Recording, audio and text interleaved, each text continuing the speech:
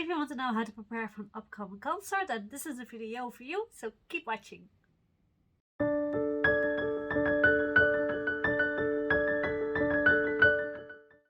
Hello, this is Maya from Kpop and welcome to my channel.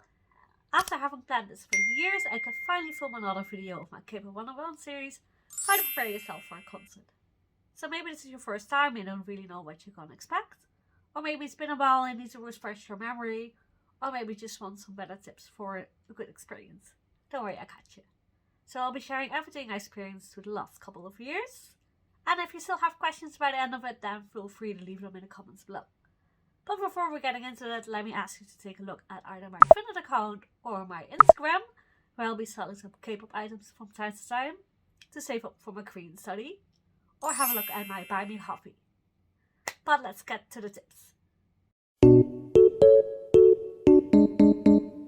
Following the official page, either Twitter or Facebook, is the first thing you need to do, even before getting the tickets, as this is where you get all important information and updates. So this can be either a concert promoter or the official page from the venue itself. For example, for the boys, I followed Magic Sound Kpop to get all the best information for even the concert started. And then next to that, you can also join some group chats. For example, when I went to my first GOT7 concert, I did this, and they shared all stuff like banner projects, when they were gonna line up, stuff like that. Also, it's a great way to just make friends before the concert even starts. You probably already looked up the distance from the place you're staying at to the venue. However, it's definitely recommended to look up the surroundings of the area itself. For example, where can you go to the closest by restroom, as it's not always possible to use the toilet in the venue before it opens up. Where can I get food, drinks, or my kids' coffee? But definitely keep in mind to have a look at how safe the area is, especially when you're lining up or when you're traveling back home at night. For example, I remember that the venues for the Stray Kids concert back in 2019 were kind of dodgy. However, I'll tell you more about it later. Also look up the regulations of the venue, as they might have different ones depending where you're going, for when you're allowed to line up and what you're allowed to bring inside. And then lastly, of course, check out the weather so you know what you can bring for clothes or other items. Now that we're on the topic of what to wear, I'd say that layers is the best way to go. Unless it's gonna be a really hot summer day, it's most likely gonna be a completely different temperature outside than inside the venue, especially if you're in the pit. So I'd say wear something that keeps you warm enough outside, but you can take some layers off once you're in. I think there's no specific rules on what to wear, so just go whatever you're most comfortable with. Personally, I'm against wearing specific items that clearly show off they're from a different group, but to each their own. As for shoes, I know some people go for comfort. I, however, always go for platforms. With me being only 160, there's just too much a risk of my view being completely blocked. So I just always sacrifice my comfort for that. I even do this when it comes to seating concerts. I know it sounds a bit contradicting. However, from experience, I know that just because you have tickets for a seating concert doesn't always mean that you get to be seating throughout the entire concert. I know, it sounds pretty strange. However, I had this for example, concerts for BP and for GOT7. All of the tickets were seating ones. However, once the concert started, everyone just stood up and flocked around the stage. So in the end, we weren't sitting at all. Like, not even for a small part. We just kept standing throughout the concert. And I remember there was another concert, also GOT7. And there were some people had standing tickets, some people had seating tickets. However, I think it was the members going like, oh, you guys all have to stand up. And it was kind of a case of, I think some people got up, like most people got up, and then the other people were also like, okay, guess we'll have to stand up as well. So that ended up being a standard concert as well. So it might not always be the case, but just so you're prepared, you might end up standing after all. Like I mentioned before, this really depends on your venue regulations, as some of them are different.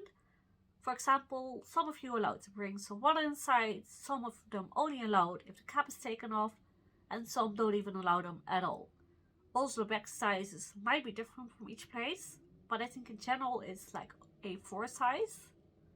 Also keep in mind what to pack depending on the weather. As for cold weather, for example, I would say bring a blanket with you while you're lining up, especially a short blanket, as it's really good at keeping you warm and you can just toss it once you're done with it. Also, I heard once that once you keep your hands, your hands, your feet, and your stomach warm, that's easier to keep your whole temperature under control.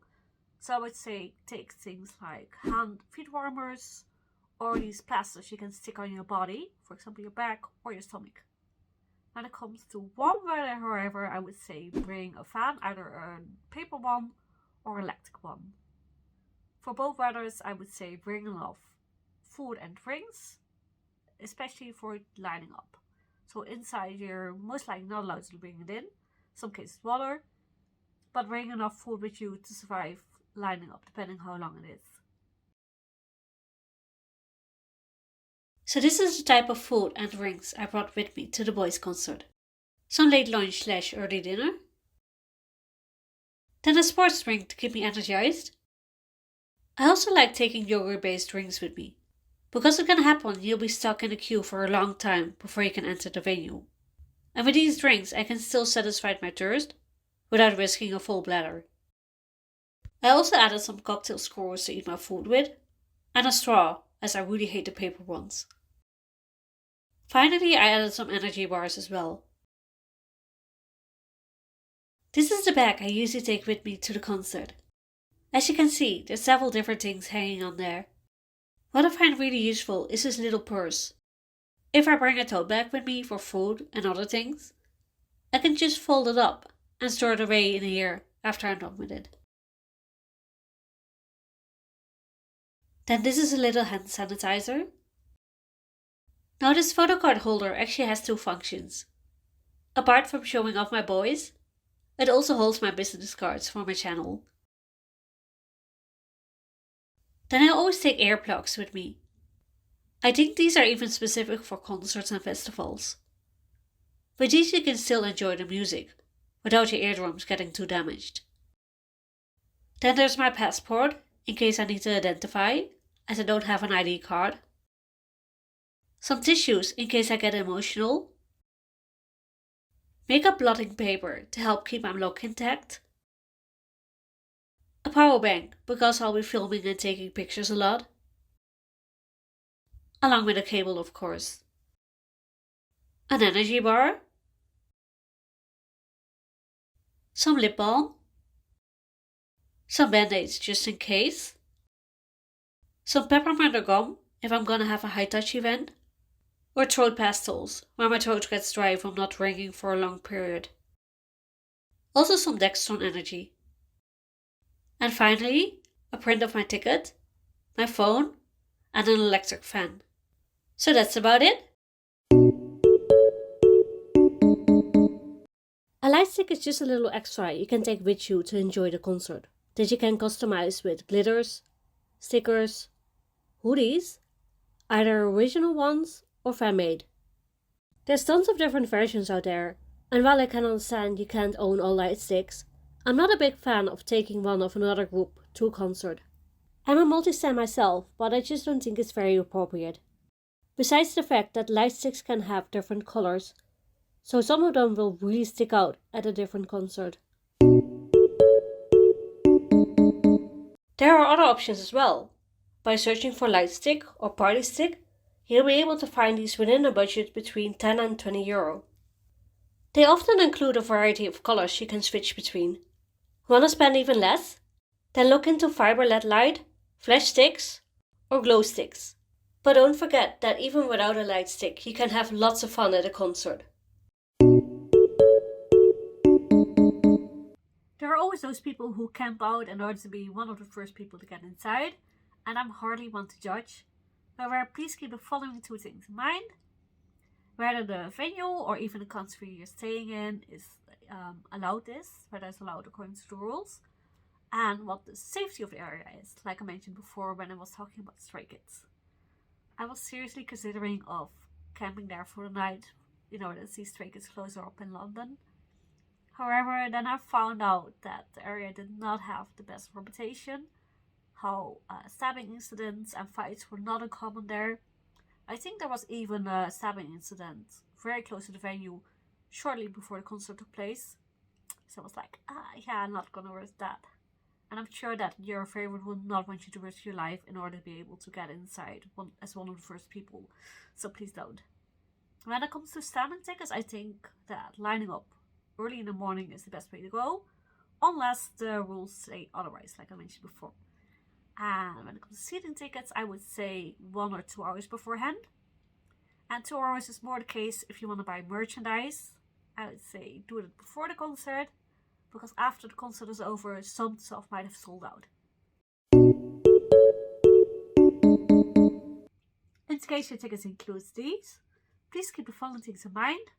While the sound check is always before the start of the concert, the high touch event and or photo might be before or afterwards. You're not really sure. It really depends on what the venue decides. I often see people ask for the high touch, like how can I prepare? What can I say to my favorite artist? But let me tell you beforehand, before you're getting your hopes up, it's most likely that you don't have a very long time with them. I often had cases where the staff literally rushed me past them and I could quickly give a high five and maybe say like 2 or 3 words. Not more than that. Maybe, I think for some of them, not even that. Just like quick high five and that's it. I know that for some of them you get a bit more time, but it's usually not more than like a sentence. It's not like a whole conversation. When it comes to photos, you're usually being let in with a smaller group, depending on how many artists it is. And I think it kind of also depends on the agency and stuff. But I think it's like for one artist, it's usually 4 to 5 people, I think. And then for a bigger group, it could be up to like 20 people. It really depends. But again, you're being let in, the picture's quickly taken, and then you're being let out again. So there's also not much time for interaction or have conversation with your artist usually. Of course, you're there to have fun. However, there's certain things you have to keep in mind. And before, it's just my opinion, so you don't have to agree with me, but this is just how I think about certain matters. So number 1 is the kind of sign or flag you bring inside, what the size is, and the way you hold it up. I know that for most, I think all venues are certain rule about the size you're allowed to bring inside. I think it's even A4 size. However, somehow I always see these kind of people who bring these really huge banners inside. And while I get it, you want to be noticed by your favorite. It can really ruin someone's evening, afternoon, or whenever the concert is. It can really ruin someone's experience. Because some people really hold them up like this, and if they're like this size, then the view of several people get completely blocked. And people don't pay a large amount just to look at the back of your banner. Also, while I'm on that note, these really cute headbands, some of them are really creative and look really cute. By the way, some people make them, they really stick out with like the members on top. And if it's just like small, then it's fine, you know. But some people have these really big ones, and you can completely block someone's view with that. So please keep that in mind when you bring them to the concert. Something that people don't always think about, but can be really dangerous if you're standing in the pit and you have either a coat or a bag with you, and you simply put it on the ground, as you don't want to keep holding on it throughout the entire concert, as you just want to dance and have fun. However, at concerts, since it's usually very crowded, especially in the pit, you can end up tripping over it yourself, or the person behind you or next to you can trip over it, which can result to very dangerous domino effects, and you don't want to be caught up under a pile of other human beings, so please don't put them on the ground. There were actually several more things I forgot to record, so I'm just gonna add it in like this. Don't push or shove, neither to get inside or during the concert. This, along with running to get inside, could lead to very dangerous situations. If you do see someone getting hurt or sick in a crowd, call for help from a nearby staff member. Don't just throw items on stage. Whether something big or small, it could still do them some damage. And please don't throw any inappropriate items like underwear. Cheer when it's appropriate and be mindful of your volume.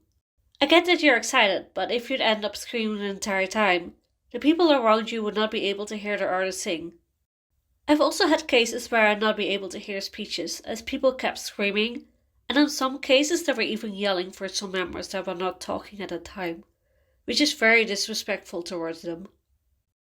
I know it sounds like a lot of rules and things you're not allowed to do, but they really help keep the situation safe and respectful for either the artist or for the people around you.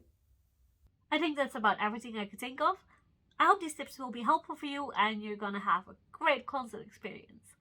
If you have any more questions, then please feel free to leave them in the comments below, and I will try to answer them as best as I can.